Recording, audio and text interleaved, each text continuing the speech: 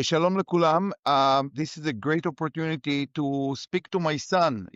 Sometimes parents and children don't have the opportunity to speak. And Yair, my son, who lived in Silver Spring, came with an idea that we are going to discuss a topic from the Parsha.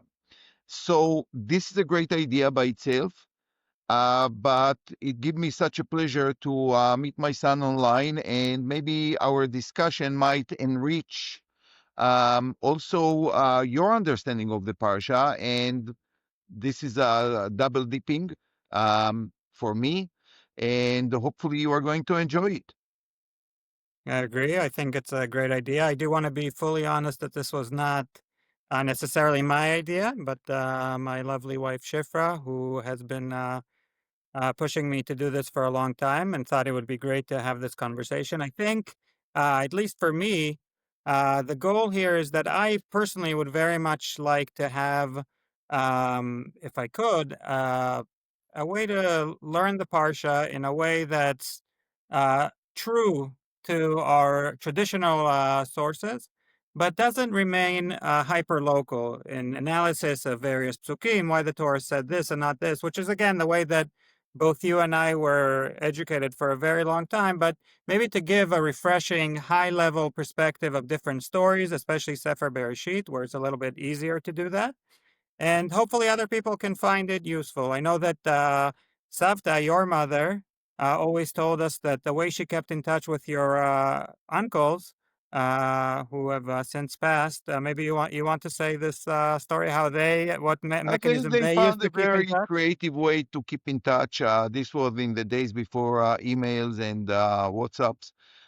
So the three siblings decided that they are going to buy a lottery ticket, rotating it every week to another sibling, and they will have to call each other to make sure that they won or didn't. And this way, after discussing this, they could also ask, like, how the family doing, how are you doing, and so on. So it was a very creative idea to keep in touch. So, um, טוב לי תורת פיך מאלפי זהב הכסף. Why we have to do it on a lottery ticket? We can do it on the Torah itself, which is much more precious than gold and silver. And given our family's luck, it has about the same chances of winning. So this is a nice idea, and hopefully we can keep it up, and hopefully other people can benefit from it as well. I do want to say that we do speak sometimes, even before this podcast, we would speak, but maybe not always once a week. Yeah. Um, that's true, and I really appreciate the fact that in a very young age you already listen to your wife. Sometimes it takes a generation, to learn how to apply yourself. And כל אשר תאמר לך שרה, שמע בקולה, everything that Sarah is telling you, say God to Abraham, you have to listen. So here is not Sarah, is actually an improvement. Sarah plus pay, which make it Shifra. So tell Shifra that I actually appreciate this idea. And hopefully, I just want to say to our listeners, um, this is our very first time. We downloaded a program that we are not familiar with. Hopefully, it's going to work well. I can promise you, Yair is a very fast learner and very talented one. He will learn all the in and outs of this program, and the quality is going to be better next time.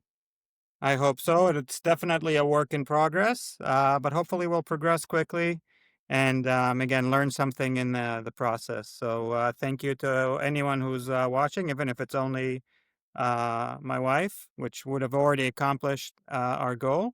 But again, we're open to constructive criticism, and if anyone has any ideas or any topics they would like us to discuss in future weeks, I think it's a great idea. This also marks the first time, I think, in my lifetime that we've spoken to each other in English. So that's also something that we'll have to get used to as well. Absolutely, we make history in this podcast. Very good. Of course, the Parshiot of Bereshit are chock full of different stories, different ideas. It's impossible to cover all of them. And therefore, I think each week we'll pick one or two topics to discuss, go a little bit more in depth. Again, open to feedback, and hopefully everyone will learn something while we study the Parsha together. The specific chapter, which is the 14th chapter of Bereshit, speaks about a very it's a long story, and it's not exactly clear what the context is. Maybe you can give us a small synopsis of this story that between the four kings and the five kings, which Abraham is inserted into. Okay, I think this is indeed a very interesting story, but we are going to discuss what the connection of this story, why many details brought in this story are important or maybe not. And here I just want to follow up one of your comments. Why are we doing this podcast? You know, my background and Yair's background is yeshiva education. And in the yeshiva, you learn obviously Shnai Mikra Vecha Targum, and you learn Rashi, and you learn Ramban. And if you are really like in a yeshiva that promotes more learning, you here and there will learn Mikdavar and other mefarshim as well. Uh, Living in both worlds, in the Torah world and sometimes in the academic world, in the world around us, sometimes the ideas which are conveyed in the yeshiva will not be sufficient enough for the modern world. Many questions and many answers that are given in yeshiva are wonderful, but it's very hard to accommodate them in the modern world. And I'm not talking about challenges from science to Torah. I'm just talking about like the reality that we live in, and sometimes the stories of the Torah, we can find them a little bit difficult, and we want to just look into the stories or into the psukim or into the ideas in fresh eyes. That's the purpose of it. I did it in the podcast that I ran before about literature, and that's actually what I want to run here. Because if you are looking for Divrei Torah, there are thousands of sites, and many of the rabbis there are much more educated than I am, and you can listen to them, and I do sometimes. Um, if you are going to the more academic world, you will see exactly the opposite. There are many challenges to the Torah education and idea, then I'm really not interested in it. I really want to be inspired by the Torah, but in a way that makes sense to a person who lives in the 21st century. And to find the messages of the Torah which are eternal, even for today. And we will try to do it. So what is happening? We have a war. Actually, it's the first war described in the Torah where four powerful kings are coming from the north, where is today, I believe, Syria, Turkey, where the Kurds are. And they apparently, in previous times, managed to defeat the rich kings who lived in the area of Sodom before the destruction. They paid them taxes, something that happened along the history. And at a certain point, the people in Sodom decided no more. We are not going to pay taxes to these people who live so far away. Needless to say, no one likes to lose tax income, and they came to fight a war against these kings, the five kings in the area of what used to be Sodom, which is today Jordan. I would say the southern part of Jordan, the eastern border of Israel with Jordan, where is today the Dead Sea, because the Dead Sea is the result of this destruction. Before that, the Torah described the place as a very lush, beautiful, green, wealthy place before the destruction. And apparently taxes, I don't know what was the amount of taxes then, but apparently it was a very important and nice income to the kings of the north. And they come to war. This by itself would not be mentioned in the Torah, but uh, as we read in the Parsha, Lot, the nephew of Abraham, lived in Sodom and he was taken the captive by these kings. The wars then were ended usually with defeat, and Lot, a part of the people of Sodom, was taken by the four kings to the north. They used them as slaves. They sometimes sold them on the open market. Slaves were just another piece of property. And when Avram heard about it, he decided that he has to get involved. He had nothing to do with this war, but once he heard that Lot was captured, he conducted a mini war, a guerrilla war, apparently, with a few hundreds people of his household, and run after these four powerful kings that managed to defeat the five kings of the area of Sodom and managed to overcome them to be victorious and to bring back not only his nephew Lot, but all the people of Sodom. And the Torah describes a beautiful negotiation between Avram and the king of Sodom. And Avram actually said, no, no, no, I just wanted to bring back the people. I'm not going to take even one thing, not a shoelace, so no one can say that I got wealthy, not from the blessing of God, but from the king of Sodom. Later on, the king of Shalem, which many identify with Yerushalayim, comes and bless Abraham. And this, in a nutshell, is the story of this chapter.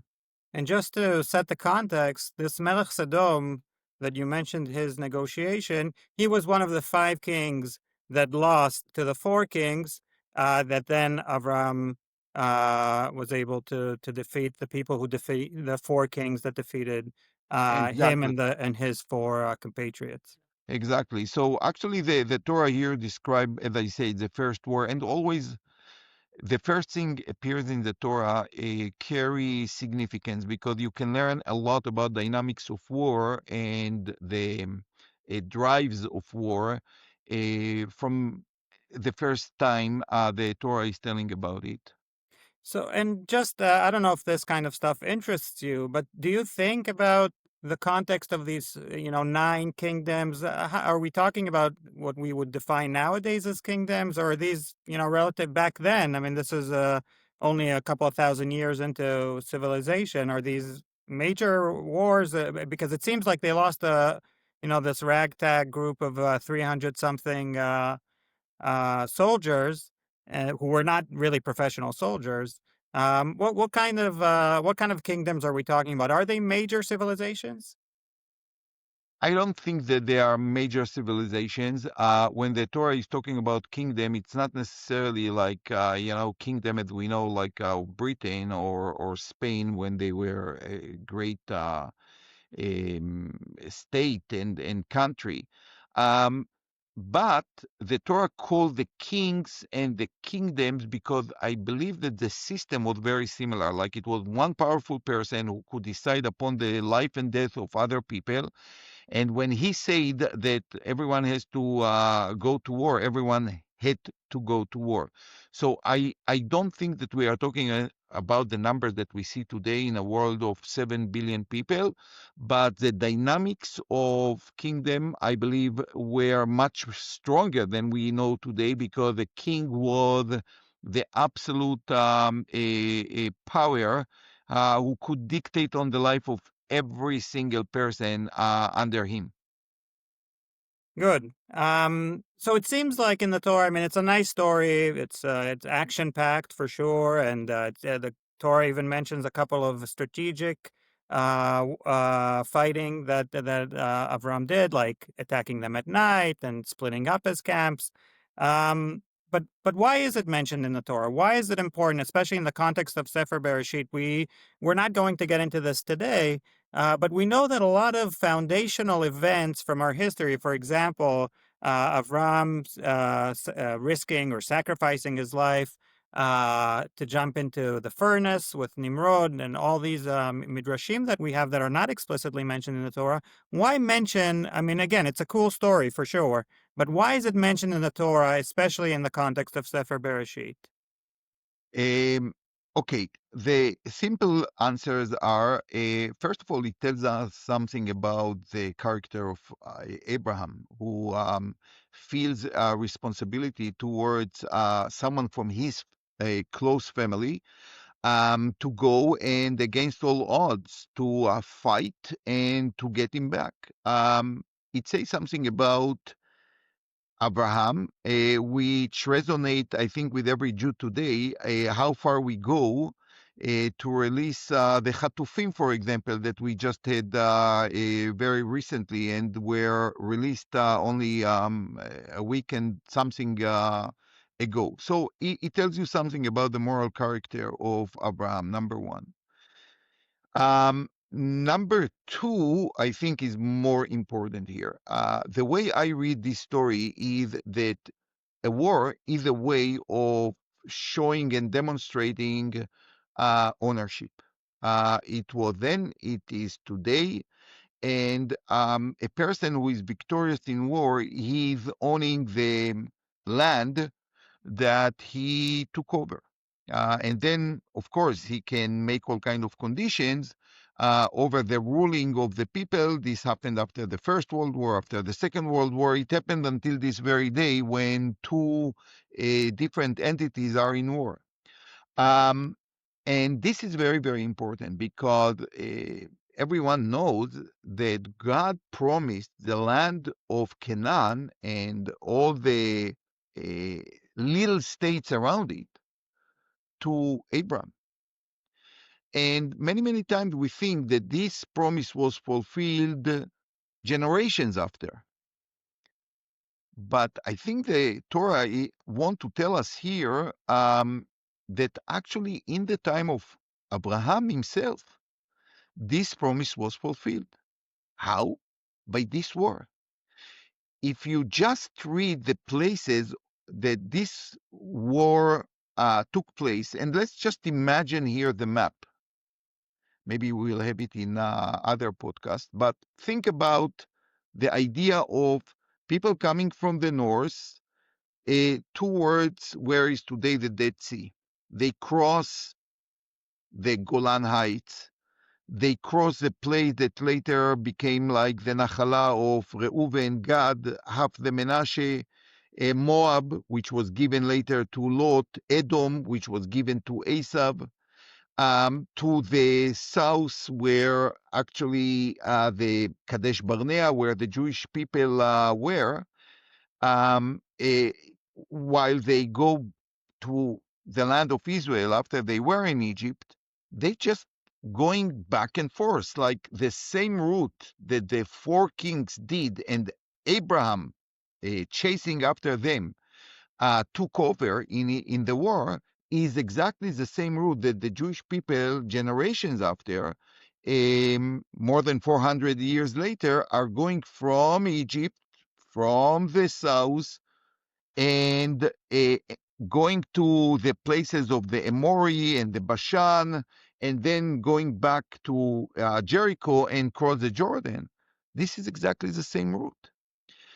So, in other words, if you connect the beginning of the Jewish people, Abraham, and the end of the Torah, just about entering Eretz Israel, we are talking about a place that was already conquered by Abraham many years before. Abraham was actually the owner of this land. And you just mentioned the nine kings. And you know what? We can think a little bit deeper because it's not actually nine kings. The story in chapter 14 in Bereshit is talking about 10 kings. Who was the 10th? Is it Avram? Abraham, well, he was crowned as like the Caesar of all of them. But who Right. is the like foreign king that is mentioned? Not the 4, not the 5, but there is a 10th one who was not involved in the war, but understood very well what this war means. We are talking obviously about Melchizedek Melech Shalem. So we have actually in this story 10 kings. Yes, 9 of them were involved, 4 against 5, but Melchizedek wraps up the whole event by blessing Abraham and actually accepting his authority. You're right, like according to Chazal, all of them agreed upon crowning Abraham as the archai ruler of the place, of the land of Canaan at the time and the vicinities around. And you know what? What is interesting is that Hashem promised Abraham not 7 places, as we know, but in, I believe, chapter 12, Hashem is promising Abraham and his descendants 10 lands that are going to be his. Is it possible that the 10 places that Hashem promised Abraham are corresponding with the 10 kings that came to fight with or were involved in the fighting of Abraham? Well, very, very possible. So actually, this story lay the foundations for what is going to happen when the Jewish people are going to come back. And many people will say, how can you take these lands? Well, here are the news. These lands were taken away, and if you follow the names of the places mentioned in the story of Bereshit with Abraham, many of them reappear in the route of the Jewish people coming from Egypt back to the land of Israel. So there is here a beautiful explanation that actually those places were already taken by Abraham long time ago and therefore belonged to his children way, way before they just entered the land of Israel. Yes, and we know that everyone basically accepted it, that the land belongs to us until this day. So it's that's uh that's where it comes from. Well, Um, that's a sad reality, but you know what? I think about what happened with Melchizedek, and I think it's a very important story here. At the end of this war, Melchizedek, the king of Shalem, eh, is actually shows us what is might happen one day. First of all, you know, Shalem, Yerushalayim, was part of the Jebusite, right? Until David, King David came and took the area of Jerusalem, it was not ours. But at the end of the day, like Jerusalem became the capital of the Jewish people by King David. And it's very interesting, by the way, if you think about it, the last place in the 10 lands that Hashem promised Abraham, Yevus, the Jebusite, are the last one, which mm, corresponding with this story where Melchizedek comes last after the war between the 4 and the 5, mm. which is something interesting by itself. But you know, you think about Shalem like a whole united thing, and his Melchizedek, and I think about like what can be, what do you think, Yair, can be like the 2025 corresponding place or entity to Melchizedek Melech Shalem? And I think it's quite surprising. Something which is a whole, is united and represent justice, Melchizedek. I'm not doing too well on guesses so far, but I would say that that was initially the purpose of the UN. Exactly. The UN basically supposed to be the Melchizedek Melech Shalem, and indeed the UN in the idea is the place of unity, of shleimut. Everyone comes together, everyone work for the betterment of the world. And the first thing they do, they build the Hague court, for justice and to make sure that all the nations are keeping the rights of each other. So, like many good things that is happening in the world, humans, people always can turn it to the worst, and that's what happened, unfortunately, to the UN. But the idea is that actually Melchizedek Melech Shalem, I believe, is going to be one day, they are going to come with a loaf of bread, with wine, to praise the Jewish people, to acknowledge uh, the nation of Israel and the nation of God. Well, we don't see it yet. It will happen. Let's hope.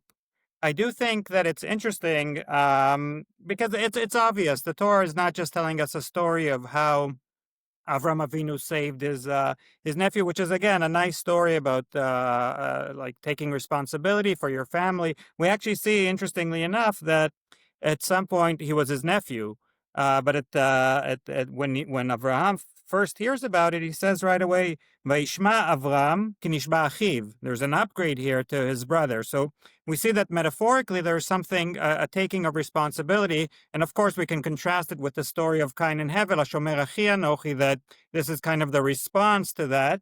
So I would say I didn't see it anywhere in the Mefarshim, but I wouldn't be surprised if someone mentions it. And then another interesting thing that's connected to what you mentioned about this is a foreshadowing, or this is sort of founding a right to that land, is that our nation, which is the Hebrew people, when is the first time that Avraham Ivri is mentioned in the whole Torah? He doesn't just show up here in this parak where it says Vayavo Apalit, that the refugee came.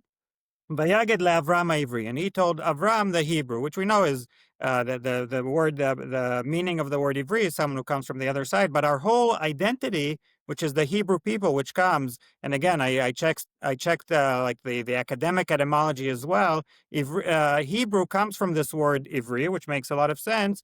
And the fact that it's mentioned in this story tells us that it's not just a cool story about different nations fighting and how the Jewish people found a way that all these kingdoms are fighting and making this story about us. It's really a foundational story in our history that, both from a legal perspective, so to speak, gives us rights over the land, but also has all these other nice messages of how we take care of each other and how we're a family. And again, this was almost like when you think about it, it was like almost a suicidal mission for Avram to go and fight against Completely. these. I do believe that when Abraham went to the war, um, he knew very well that the chance to come back alive and to be victorious is nil. Hmm. I don't think that Abraham trusted a miracle to happen, but he felt that nevertheless his existence depends on him going to war here and to show the values of Abraham. So I'm 100% sure that Abraham thought and believed that maybe it's a suicidal mission. Yeah, it's a beautiful story, and of course it does end well. Interestingly enough, after Avram went and saved him, the relationship didn't really materialize in a way that you would think happily ever after. Do you want to speak about that maybe for a couple of minutes? I Why it happened that way, and it doesn't really give us a nice ending to the story when you think about it. It's very true. Again,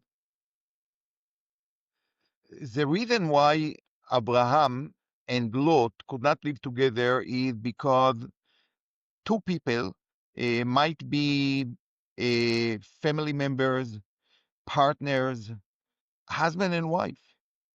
When the goals and aspirations are different, it presents a major danger to the project. If the project is a family, in the case of husband and wife or family members, or if it's a company in cases of partners.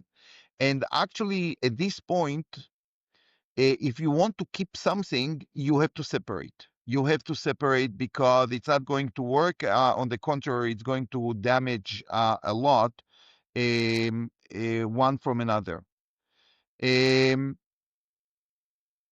What happened here, I believe, is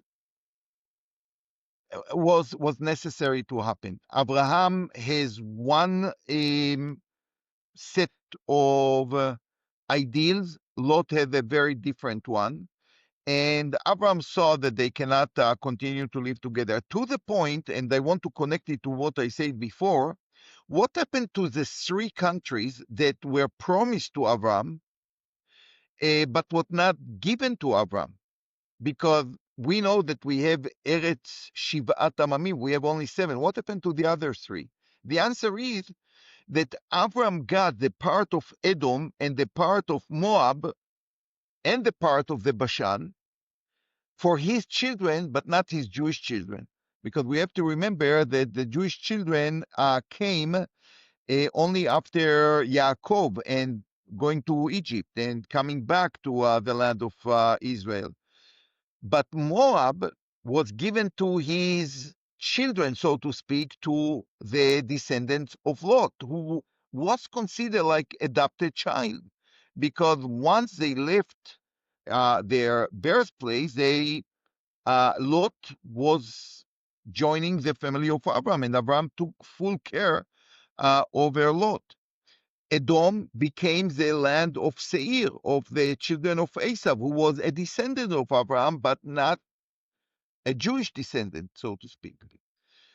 And I think that the Torah here sends us a very powerful message that actually Hashem did not want them to be part of the land of Israel.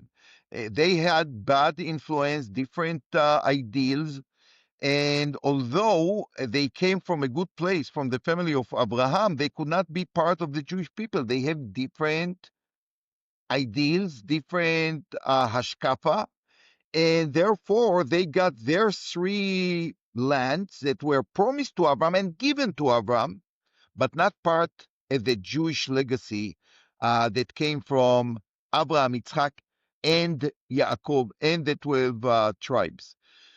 That's about why Lot was never part of the Jewish family, but again recognized as a child of Abraham, and many of the ideals and many of the values that were cherished in the household of Abraham went with them too.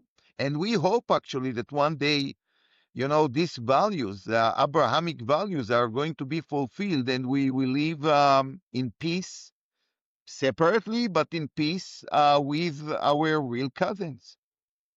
Very nice. And of course, we see that even though by the end of the Parsha they were no longer together, of course, that shared responsibility comes back in next week's Parsha, which hopefully you will all tune in for. So thank you, Abba. It was nice speaking about the Parsha together, and I look forward to future weeks. Shabbat I Shalom. enjoyed it very much. I hope that we will have a few likes here, and some people will send their comments. It's very, very important for us. Hopefully, we will bring something fresh, at least on the level of thinking. I don't think that everyone has to agree with our suggestions and our interpretation of the Torah, but we will try to bring a fresh approach to the stories that everyone knows and sometimes not fully understand. I agree, and that's a very worthy goal. So Shabbat Shalom Shabbat and Kol Tov. Shalom.